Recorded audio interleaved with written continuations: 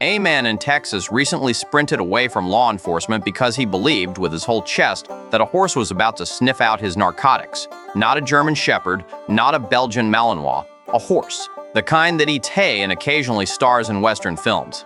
The suspect heard a deputy make an offhand joke about their narcotic-sniffing horse, took it as gospel truth, and bolted like someone just yelled free samples at Costco. This all went down during a routine traffic stop, which already tells you everything about how the day was going for this particular individual. The deputy, presumably having a solid afternoon, decided to inject a little levity into the situation.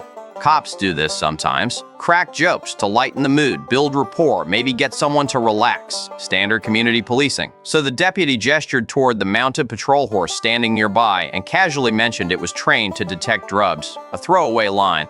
The kind of thing you say and forget 3 seconds later because it's so obviously ridiculous. Horses don't have the olfactory precision of a bloodhound. They're not out here graduating from the Canine Academy with honors. They're large, majestic animals whose primary skills involve looking great in parades and making children feel like cowboys. But our suspect didn't get the memo, or the joke, or any part of the subtext that would indicate this was not, in fact, standard operating procedure for equine law enforcement. The moment those words left the deputy's mouth, something clicked in this man's brain, and not in a good way. Suddenly, he's doing the mental math. He's looking at the horse. He's looking at his pockets. He's remembering every single decision he's made in the last 48 hours that led him to this exact moment, standing on the side of a Texas road, about to be narsed on by an animal that weighs 1,200 pounds and would rather be literally anywhere else. And then he ran.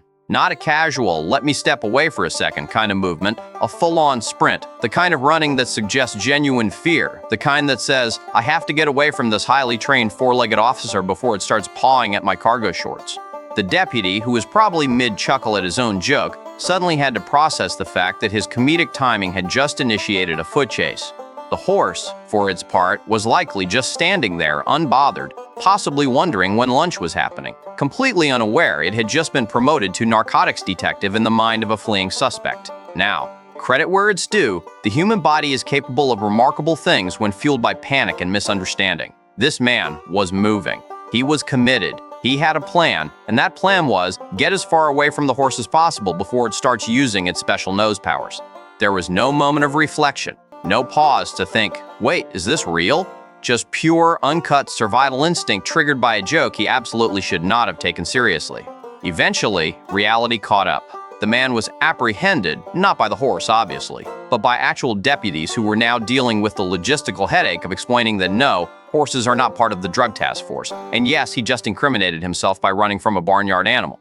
The whole thing went from a standard traffic stop to a full-blown comedy of errors because someone couldn't read the room, or the tone, or the very obvious fact that police horses are there for crowd control and looking impressive, not sniffing out dime bags. It achieved liftoff. It became a self-fulfilling prophecy of panic. And somewhere in Texas, there's a horse that's going to be the subject of roll call stories for the next decade, completely oblivious to its brief, fictional career in narcotics detection. But that's just the warm-up, because there's another story that somehow makes that look tame.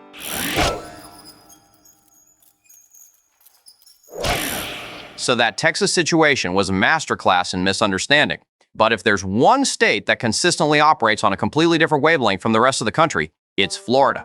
And they just raised the stakes in ways that defy legal precedent, common sense, and several wildlife protection statutes. A 42-year-old man walked into a Central Florida County jail shirtless, naturally, because shirts are apparently optional in this story, holding a live alligator. Not a stuffed one. Not a toy. A real, breathing, possibly confused reptile that was about to have the weirdest day of its entire existence.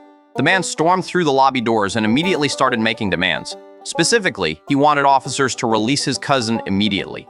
Already, the staff is trying to process whether cousin is literal or if this is some kind of elaborate metaphor they're not equipped to decode at 3 in the afternoon on a Tuesday. But then he clarified. The alligator wasn't the cousin. The alligator was his legal counsel, his attorney, his representation in this matter. The Gator, according to this man, had the credentials, the expertise, and presumably the bar exam scores necessary to practice law in the state of Florida.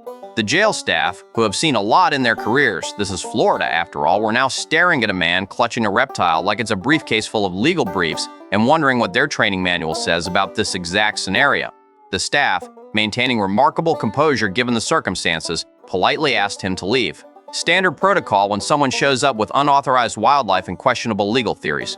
But this man was not interested in de-escalation. He was interested in making a point.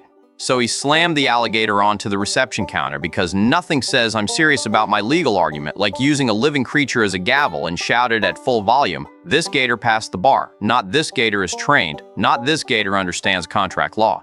This gator passed the bar," as in, took the exam, studied torts, knows the difference between civil and criminal procedure.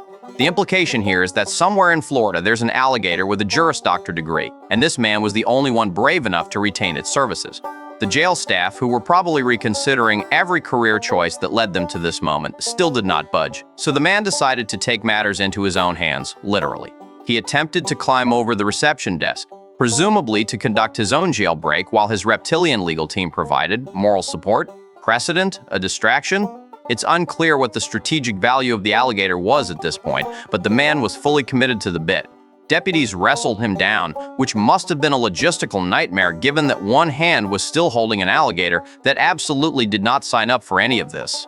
They confiscated the gator, which probably felt like being rescued from the worst client intake meeting in history. The man was charged with resisting arrest, unlawful possession of an alligator, and trespassing on jail property. His bond was set at $7,000. This time, the jail made it explicitly clear, not payable in reptiles. The alligator was safely released back into the wild, where it can live out the rest of its days knowing it briefly had a law career it never asked for. As for the man, he's now navigating the legal system without the assistance of his scaly advocate, which means he'll have to rely on an attorney who actually passed the bar. The human bar, with a law degree from an accredited institution that does not accept applicants with a tail. And here's the kicker: witnesses reported that earlier in the day, this same man had shown up at a nearby gas station trying to trade the gator for a six-pack of beer. So this alligator went from potential currency to legal counsel in the span of a few hours. That's a career pivot most people can only dream of. Florida stays undefeated. The gator has better judgment than its former client. Leave it in the comments. Hit that subscribe button, because God knows what other insane news I'm going to dig up next time.